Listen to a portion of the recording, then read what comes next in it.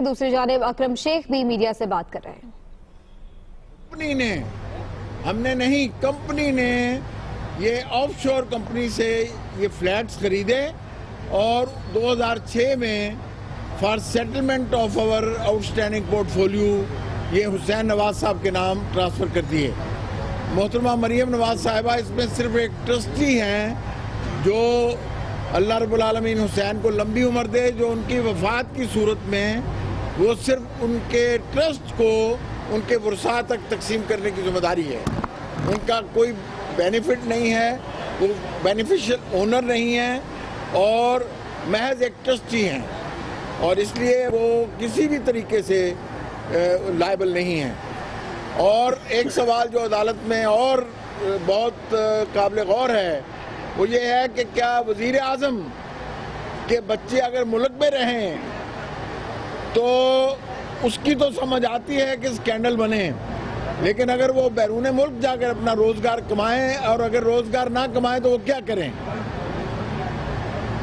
एक बेटा 22 बरस से बाहर है, एक बेटा 16 बरस से बाहर है, दोनों अपना अपना काम करते हैं और बजाय इसके कि वो उनको पैसे दिए जाएं वो उल्टा अपने वालिद साहब को और फैमिली को सपोर्ट करते हैं। उनकी इस्तदा पे जो तारीख दी गई है अब वो 17 की है और हम 17 में खुली अदालत में इस मुकदमे की समाअत करने की दरख्वास्त करेंगे। कमीशन की बजाय हम चाहेंगे कि लोग पूरी दुनिया देखे कि सच क्या है और झूठ क्या है। आपका बहुत शुक्रिया।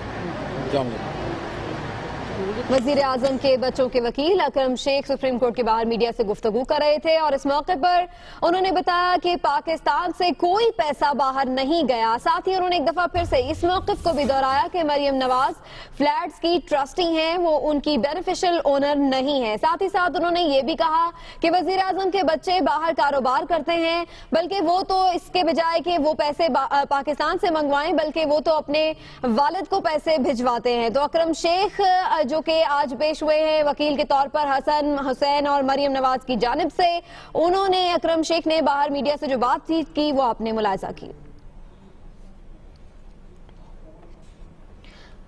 अभी आपको बताएं कि वजीर आजम के बच्चों ने जो जवाब दाखिल कराया है उस हवाले से भी अहम निकात सामने आए हैं और इनके मुताबिक लंदन के अपार्टमेंट कतर के अस्सानी खानदान ने खरीदे और यह भी कहा गया है कि 2006 में अस्सानी खानदान ने ये अपार्टमेंट्स हुसैन नवाज के नाम कर दिए। वहीं साथ साथ इल्जामात से मुतालिक कहा गया है कि ये इल्जामात हमने पहले भी मुस्तरद किए हैं, आज एक मरतबा फिर इन इल्जामात को मुस्तरद करते हैं। मजीद बात कर लेते हैं इमरान वसीम से। इमरान, ये बताइएगा कि आज जो जवाब जमा कराया गया है वजीर आजम के बच्चों की जानिब से वो है क्या? जी बिल्कुल, वज़ीर आज़म के बच्चे हसन, हुसैन और मरियम की नवाज की जानिब से ये जवाब जमा कराया गया है, जिसमें उन्होंने कहा है कि दुबई में जो स्टील मिल कायम की गई थी वो 1980 में फरोख्त की गई और उस स्टील मिल से जो 12 मिलियन जो दिरहम उन्हें आए थे, उस जो 12 मिलियन को जो है वो कतर के रियल एस्टेट बिजनेस में लगाया गया और ये रियल एस्टेट का बिजनेस जो था वो कतर के अल्सानी खानदान का था। लेकिन जब 1999 के बाद शरीफ फैमिली को यहाँ से जलावतन कर दिया गया तो फिर अल्सानी खानदान को यह कहा गया कि वो अपने रियल एस्टेट में जो रकम इन्वेस्ट की गई है वो उनको फराहम कर दे।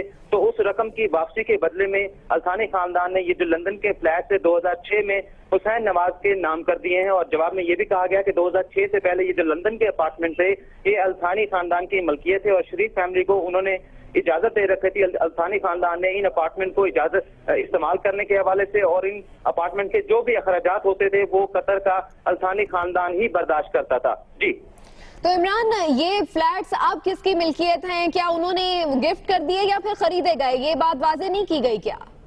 जी बिल्कुल, ये बिल्कुल वाजे किया गया है। ये बताया गया है कि जब 1999 के बाद शरीफ फैमिली को यहाँ से जलावतन किया गया तो मियां शरीफ जो कि उनके दादा थे उन्होंने अल्सानी खानदान से कहा कि उनके जो रियल एस्टेट बिजनेस में उन्होंने जो 12 मिलियन इन्वेस्ट किए हैं वो रकम जो है उनको वापस की जाए और इस रकम वापसी के बदले में 2006 में अल्सानी खानदान ने लंदन के जो अपार्टमेंट थे वो हुसैन नवाज के नाम जो है वो ट्रांसफर कर दिए गए। एक किस्म की जो सरमायाकारी कर रखी थी शरीफ खानदान ने कतर के रियल एस्टेट बिजनेस में जो कि अल्सानी खानदान का था, उस इन्वेस्टमेंट के बदले जो है ये अपार्टमेंट 2006 के बाद हुसैन नवाज के नाम किए गए हैं। जी ठीक, बहुत शुक्रिया इमरान वसीम अपडेट करने के लिए।